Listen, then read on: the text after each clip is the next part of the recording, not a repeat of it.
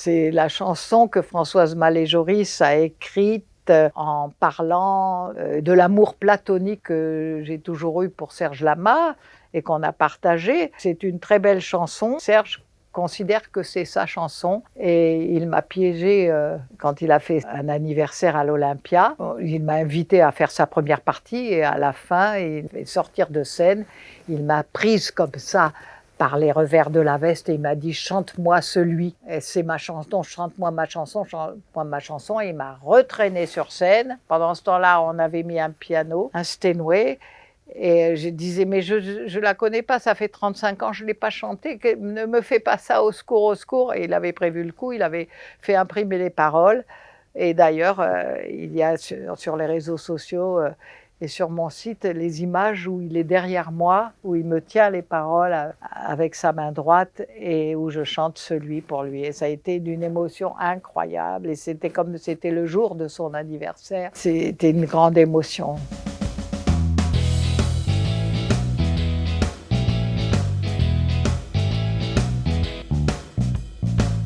Mon premier disque acheté, c'était un disque de Barbara. Je pense que c'était l'album où il y a Pierre dessus.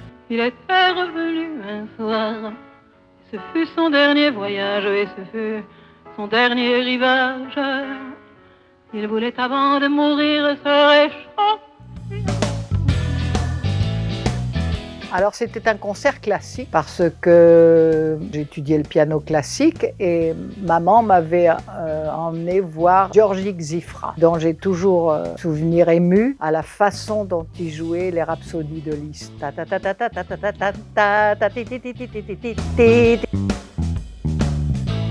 Oh, j'en avais plusieurs. Quand j'étais toute petite, c'était la séquence du spectateur avec la petite marionnette. Après, ça a été des feuilletons, genre, je sais pas, il y avait un feuilleton qui s'appelait genre Le temps des copains. Et puis après, c'était Denise Glaser, bien évidemment. J'adorais cette émission. Les Carpentiers n'existaient pas à cette époque encore. Mais je regardais les émissions qui étaient en noir et blanc, je pense encore, sur le Télé Dimanche, où il y avait des concours de chansons déjà. Et maintenant, pour tous les candidats que vous avez vus, impartialement, en applaudissant très fort, simplement en applaudissant.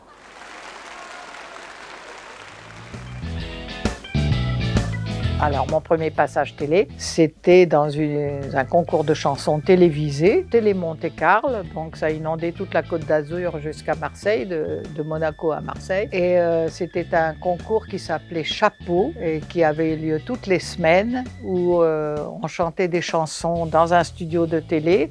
Et ce studio de télé était relié par téléphone avec des hôtesses à des bars qui étaient disséminés sur toute la Côte d'Azur. Et les gens dans les bars, en attendant l'émission, qu'est-ce qu'ils faisaient? Ils buvaient. Donc souvent, ils étaient à moitié beurrés et ils disaient « Ouais, celle-là, non, pas celle-là » et tout ça. Et donc c'était assez dangereux parce que dans l'émission, on sélectionnait quelquefois des artistes qui étaient un peu drôles justement pour qu'ils se fassent éliminer. Et quand on était éliminé, il y avait un roulement de tambour par des musiciens qui étaient dans le studio. Et au moment où il y avait un gros coup de caisse, on vous mettait un chapeau sur la tête et à ce moment-là, on devait arrêter. Et donc, j'ai gagné toutes les semaines. J'ai échappé au chapeau, si je peux dire, et j'ai gagné la finale annuelle de ce concours avec deux chansons, Le plat pays de Brel et une chanson que j'avais écrite, moi, paroles et musique, et qui s'appelait Le clown. Son décalage, son humour, c'est pour vous donner un exemple, une personne avait mis une bombe artisanale, on va dire, sur la colonne de gaz de l'immeuble. Donc elle a explosé, mais d'une mauvaise manière quand même, mais il y avait un incendie. Et il y avait beaucoup de fumée noire dans les étages. Et elle a ouvert la porte du deuxième étage où on habitait. Elle a ouvert et tout le monde criait, s'échappait de tous les appartements. Et elle a ouvert et elle a dit « Serait-ce un incendie ?» Donc ça, c'est Françoise. J'aimerais qu'on retienne cet humour, ce décalage, ce hors du temps qu'elle était. L'Aventura, c'est un peu...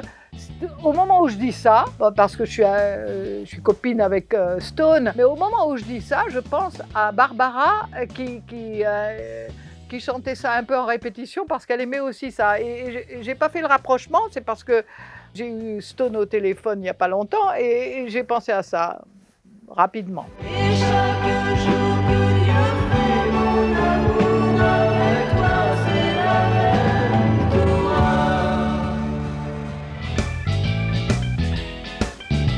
Une chanson de William Scheller. Johnny da da da da da da da da. J'entends la musique, les mots, mais il a des mots tellement à lui, tellement simples, tellement des mots du quotidien et tellement des mots qu'on a envie de dire à quelqu'un qu'on aime. C'est un très grand compositeur de musique classique qui en même temps fait le relais avec la musique actuelle, avec la musique rock. C'est le Stravinsky du rock. En même temps, il fait des mélodies super et un texte... Il a un climat très à lui. J'aurais voulu vraiment écrire des chansons de William. Mais vous savez tout de moi!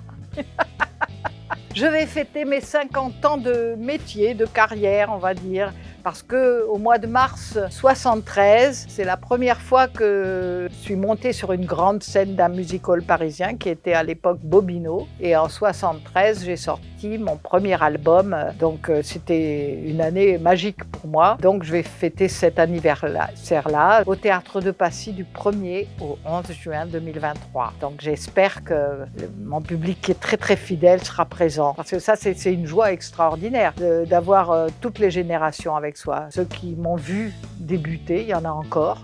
Je ne sais pas par quel miracle, je leur ai donné une longue vie. Et puis, il y a les enfants, les petits-enfants et bientôt les arrière-petits-enfants. Ah, j'aime bien une petite qui a un langage quotidien très jeune, qui s'appelle, je crois, Emma Peters, il me semble. Moi, je veux pas que le temps passe. Je veux me rappeler de tes beaux yeux. J'ai peur que ta voix s'efface. Moi, j'avais une passion et une admiration folle pour Morane, par exemple. Elle était habitée et elle avait une voix extraordinaire. Les chanteuses que j'aime aujourd'hui, elles sont pas toutes jeunes et ce sont des chanteuses qui chantent du jazz. Je recherche toujours des chanteuses à voix qui ont une identité vocale. Et j'admire les gens qui ont une technique vocale, une grande colonne d'air et en même temps qui peuvent interpréter, qui vont montrer leur technique seulement, mais qui vont faire sortir les mots comme s'ils les vivaient. Et ça, c'est très rare. Même dans les concours dans The Voice et tout, vous n'en voyez pas beaucoup de ça. Je ne sais pas, mais il y a beaucoup d'artistes, en tout cas. Il y a beaucoup d'artistes qui viennent du Sud et qui viennent du Midi parce que peut-être le soleil, ça aide. C'est inspirant. En tout cas, moi, il me manque beaucoup en vivant à Paris. J'adore Paris, hein. J'ai chanté toute ma vie. Je ne suis pas parisienne et maintenant, je ne pourrais pas habiter ailleurs.